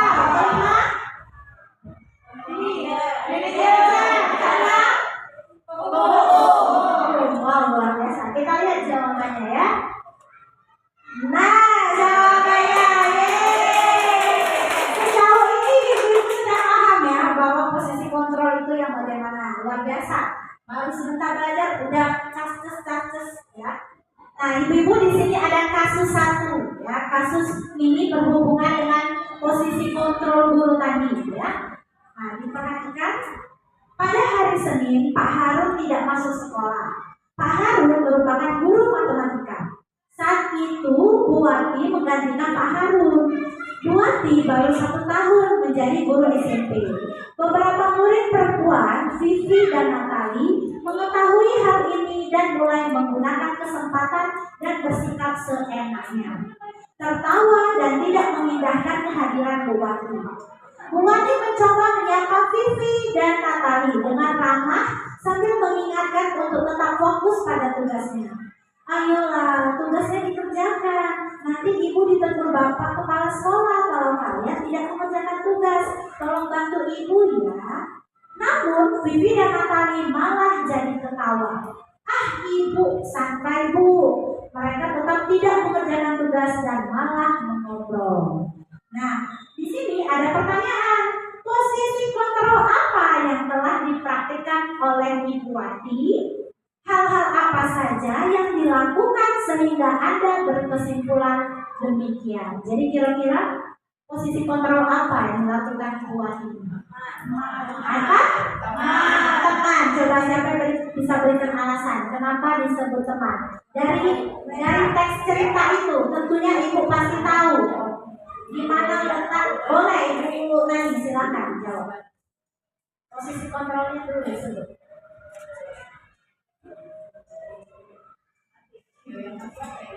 Baiklah, posisi kontrol yang diperhatikan Bu waktu itu adalah sebagai teman. Itu terlihat dari adanya kata-kata ayolah tugasnya dikerjakan, nanti ibu ditegur kepala sekolah. Dan ada juga di situ tolong bantu ibu ya. Oke, luar biasa. Terima kasih Ibu Nani. Silakan tepuk tangan dulu buat Ibu Nani. Ya, jadi benar sekali jawaban Ibu Nani bahwa posisi kontrol Ibu Wati itu adalah sebagai teman. Di mana terletak pada kalimat itu. Ayolah tugas dikerjakan. Ayolah tugas dikerjakan, nanti ibu ditegur bapak kepala sekolah kalau kalian tidak mengerjakannya. Kemudian ada lagi, tolong bantu ibu ya. Nah itu adalah kalimat yang keluar pada saat sebagai teman. Oke, luar biasa sekali. Nah, untuk kasus kedua saya rasa kita lewatkan saja ya. Oke, lanjut ke materi terakhir atau segitiga restitusi. Nah, proses menciptakan kondisi bagi murid untuk memperbaiki kesalahan mereka sehingga mereka bisa kembali pada kelompok mereka dengan karakter yang lebih kuat. Nah, segitiga restitusi itu ada 3 jenis-jenisnya, ada 3 kategori. Membantu murid menjadi lebih memiliki tujuan, disiplin positif, serta memuliakan dirinya setelah berbuat kesalahan. Kemudian membantu murid untuk jujur pada diri sendiri dan mengevaluasi dampak dari kesalahan yang dilakukan. Ketiga, memberikan penawaran bukan paksaan. Oke. Nah, di sini ada segitiga restitusi. Langkah-langkah dalam kegiatan segitiga restitusi itu yang pertama, 1, menstabilkan identitas. Lalu yang kedua adalah validasi tindakan yang salah. Yang ketiga, menanyakan keyakinan. Jadi urutannya harus terstruktur ya. Dari yang pertama, kedua, lalu yang ketiga. Nah, tahapan segitiga restitusi. Yang pertama tadi, menstabilkan identitas. Apa itu menstabilkan identitas? Berdasarkan prinsip membuat kesalahan adalah bagian dari proses pembelajaran. Jadi anak itu melakukan kesalahan itu bukan hanya semata-mata memang sengaja, pasti ada proses pembelajaran di sana. Lalu menggeser identitas gagal menjadi sukses. Biasanya kalimat yang disampaikan oleh guru ke anak tersebut, berbuat salah itu tidak apa-apa, tidak ada manusia yang sempurna. Saya juga pernah melakukan kesalahan. Kita bisa menyelesaikan masalah. Bapak Ibu tidak tertarik mencari salahnya apa, namun di sini Ibu akan membantu kamu memecahkan masalah tersebut. Nah, itu yang pertama dalam membuat dan menstabilkan identitas. Jadi kalau kita menyelesaikan masalah ibu-ibu ya, jangan langsung kamu lagi. Nah, harusnya kita tanya dulu, kita tenangkan dulu bahwa memang semua orang pasti pernah melakukan kesalahan. Barulah kita gali lagi. Nah, tahap berikutnya validasi tindakan yang salah. Nah, di sini berdasarkan prinsip setiap perilaku berupaya memenuhi suatu kebutuhan. Guru menggeser dari pemikiran stimulus respon menjadi proaktif, mengenali dan mengakui kebutuhan murid yang akan memperbaiki hubungan dengan murid. Biasanya kalimat yang muncul adalah kamu pasti punya alasan mengapa melakukan hal ini. Kamu patut bangga pada dirimu sendiri karena kamu telah melindungi dirimu, melindungi sesuatu yang penting buatmu. Contohnya tadi, dia itu terlambat datang ke sekolah. Yang pertama tadi kan menstabilkan identitas. Kita tenangkan dulu hatinya. Gak apa-apa, nah, terlambat itu hal yang wajar. Setiap orang pernah melakukannya. Tetapi, apakah terlambat ke sekolah itu hal yang baik? Nah, mungkin dia bisa menyadar tidak baik, Bu. Nah, setelah itu baru kita gali kenapa dia itu bisa terlambat. Jangan langsung terlambat lagi. Kadang kita seperti itu ya. Nah, tanpa kita mengetahui alasan tersebut. Bisa jadi mungkin motornya pecah atau mungkin dia atau apalah mungkin terjadi kan. Oke, yang ketiga, menanyakan keyakinan. Nah, setelah kita tahu alasannya, kita ingatkan keyakinan yang ada di kelas tadi yang sudah kita buat bersama. Contohnya kalimat yang keluar apa yang kita percaya sebagai kelas atau keluarga, apa yang kita percayai dari keyakinan itu, nilai-nilai apa yang telah kita sepakati. Nanti dia tahu, oh iya Bu, bahwa datang terlambat itu nilainya tidak baik. Yang baik itu apa? Disiplin, tanggung jawab. Di situ dia akan meyakini bahwa peraturan yang keyakinan kelas yang telah kita buat itu harus disepakati dan dilakukan. Ya, oke. Nah di sini adalah contoh video penerapan segitiga restitusi yang telah saya lakukan bersama anak-anak. Boleh ibu-ibu perhatikan video tersebut.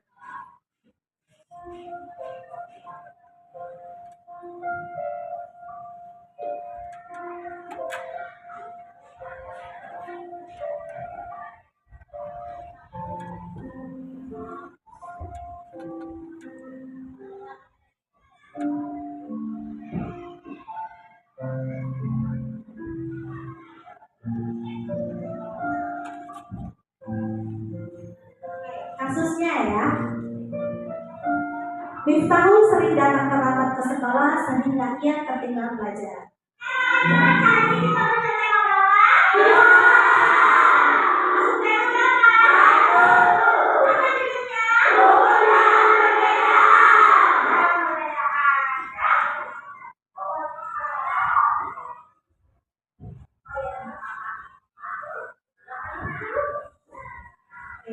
Lalu kita masuk ke tahap segitiga restitusi ya. Silakan berdiri di satu. Kau sudah istirahat tuh? Ya ya. Kau tidak sampai sekali masuk. Aku juga bertanya.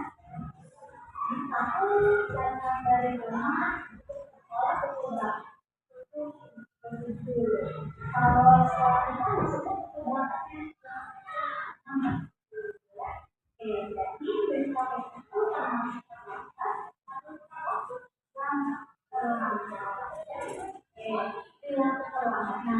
Di sini adalah bagian menstabilkan identitas. Ya, kita tenangkan dulu ya siswanya.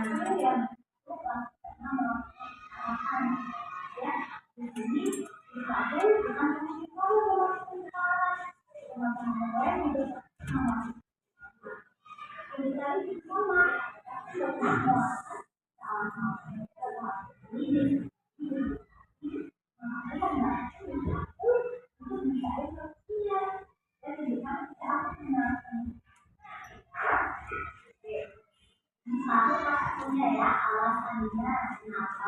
di sini adalah validasi tindakan.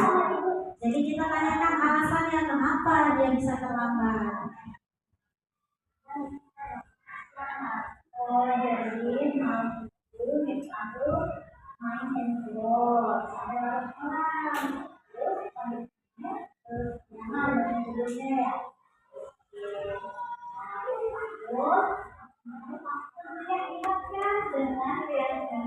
lalu kita akan menanyakan keyakinan kelas yang pernah kita buat bersama.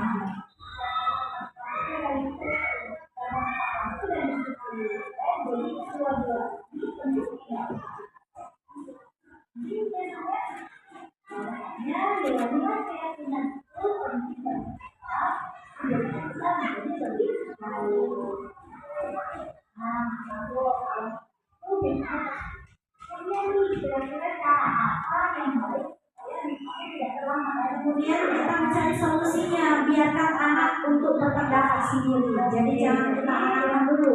Coba kalau misalnya dia terlambat, apa yang harus dilakukan?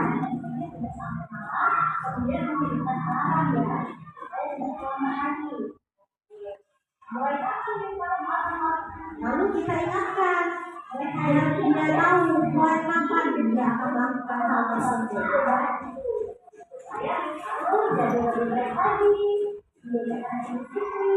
Kemudian menjadi anak yang dapat tepat waktu. Bisa kan kalau kita kalau bisa masuk bisa kira-kira berapa dulu? Oke, jadi dari cerita tersebut, kasus tersebut terlihat sekali ya bahwa kalau kita menggunakan segitiga restitusi, anak itu lebih tenang daripada kita tiba-tiba marah, menghardik. Tetapi pada kenyataannya saya sendiri juga masih agak sulit melakukan segitiga restitusi ini. Tetapi ibu-ibu percayalah bahwa kalau kita mau insya Allah akan berjalan dengan baik segitiga restitusi ini. Oke, selanjutnya kita ke terakhir ya. Di sini adalah bagian refleksi. Nah, di sini saya minta ibu-ibu menuliskan refleksi berkaitan dengan kegiatan kita yang kita lakukan selama 1 jam lebih ini ya. Nah, saya minta nanti ibu mulai boleh dari sini atau mau dari sana juga boleh. Pertanyaan yang timbul, hal apa yang sudah dipelajari? Ibu sih tinggal tuliskan kira-kira apa yang sudah dipelajari, belajar apa saja. Kemudian hal apa yang perlu ditingkatkan? Kira-kira setelah belajar ini saya harus meningkatkan apa di kelas saya? Ya, oke. Berikutnya ada lagi, bagaimana perasaanmu? Nah, setelah mengikuti kegiatan ini, perasaan ibu apa yang ibu rasakan? Apakah bahagia, senang, atau bagaimana? Kemudian lanjut dari bawah apa yang akan diterapkan. Nah, apa yang akan ibu terapkan setelah dari kegiatan ini? Oke, bisa dipahami ibu-ibu? Oke, silakan boleh dituliskan menggunakan sticky note. Ya, berarti ada 1, 2, 3, 4. Masing-masing ada 4 refleksi. Oke. Boleh dibagi dulu. Ini Bu. Dulu masing-masing ada 4 sticky note. Kalau sudah selesai, silakan boleh ditempelkan di kertas plenonya. Langsung bentuk jawaban aja ya ibu. Jadi nggak usah ditulis lagi pertanyaannya. Nggak apa-apa kalau sudah. Langsung bentuk jawaban aja. 5 posisi kontrol guru. Ada 5 posisi kontrol guru. Ada juga yang 5 itu ini 5 kebutuhan dasar manusia. 5 kebutuhan dasar manusia.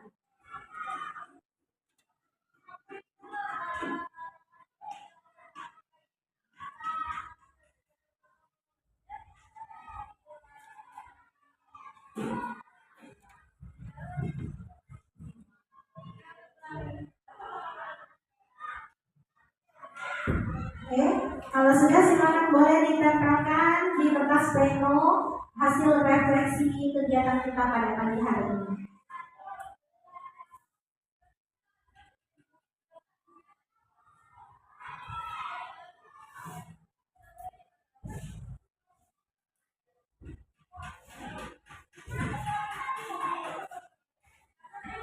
Oke, sepertinya Ibu Dina sudah hampir selesai ya. Oke, kalau sudah selesai boleh ditempel Ibu.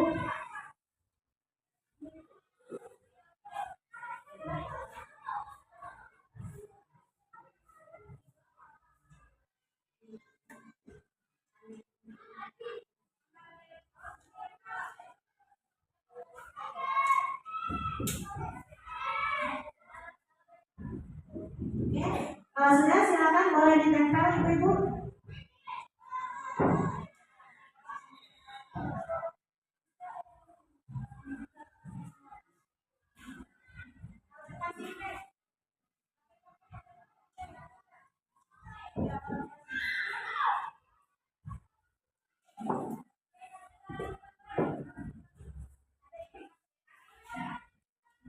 Sudah ya ibu-ibu, silakan ditempel hasil refleksinya. Ditempel berdasarkan jawabannya masing-masing. Oke, di sana sudah ada jawaban ibu siapa? Ibu Yayu ya.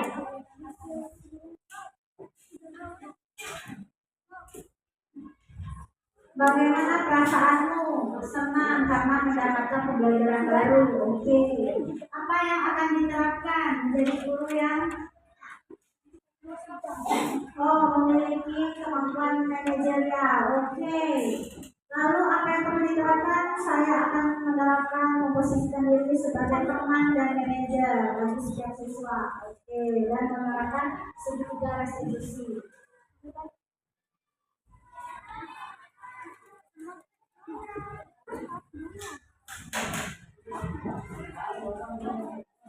Lalu bagaimana perasaannya? Saya bahagia hari ini datang baru. Perasaan saya sangat senang dan antusias. Bagaimana perasaan? Oke, luar biasa. Apa yang akan dikelas? Di sana ada hal apa yang sudah dipelajari? Yang sudah dipelajari tentang sejarah restitusi, budaya positif, 5 posisi kontrol guru, 5 kebutuhan dasar manusia. Kemudian saya mempelajari terkait budaya positif, posisi kontrol guru dan lain-lain. Oke. Saya sangat senang dapat memperbaiki. Oke. Kemudian ada materi hukuman dan konsekuensi. Oke. Nilai-nilai kebajikan. Oke. 5 posisi kontrol, keyakinan kelas. Oke, luar biasa ya. Hal apa yang perlu ditingkatkan? Yang perlu ditingkatkan yaitu cara mengajar kita tidak lagi menggunakan cara-cara yang lama. Wow, oke. Saya masih perlu meningkatkan terkait posisi kontrol guru agar menjadi guru yang menyenangkan bagi murid. Luar biasa. Hal yang perlu ditingkatkan posisi kontrol guru di kelas. Oke. Meningkatkan posisi kontrol sebagai guru menjadi manajer. Luar biasa. Saya masih perlu meningkatkan lagi belajar posisi kontrol guru sebagai manajer, menerapkan keyakinan kelas yang lebih baik. Oke, terima kasih ya ibu-ibu semua sudah memberikan refleksinya kegiatan hari ini yang belum boleh nanti ditempelkan. Saya mengucapkan banyak terima kasih kepada ibu-ibu semua yang sudah berkenan hadir untuk mendengarkan materi saya tentang budaya positif. Semoga nantinya budaya positif ini akan Bapak Ibu lakukan dan implementasikan di kelas maupun di sekolah kita agar menjadi sekolah yang lebih baik lagi. Oke, saya ucapkan terima kasih. Mohon maaf jika ada salah kata. Mungkin saya penyampaiannya mungkin ada lebih cepat atau mungkin terlalu terburu-buru. Saya mohon maaf. Ya. Baik, sebelum ditutup saya punya pantun. Boleh, Ibu-ibu? Boleh. Diawali dengan pantun, diakhiri dengan pantun. Dan jangan lupa sematkan kata cakep. Oke. Papan lurus untuk simpan terasi. Cakep. Jangan lupa jaga kebersihannya. Cakep. Mari terus jaga kolaborasi. Cakep. Demi pembelajaran yang lebih bermakna. Saya akhiri presentasi hari ini. Terima kasih banyak-banyak ibu guru yang hebat. Semoga nantinya ibu guru di sini jauh lebih baik lagi dan saya juga banyak belajar dari ibu guru di sini. Saya akhiri. Wassalamualaikum.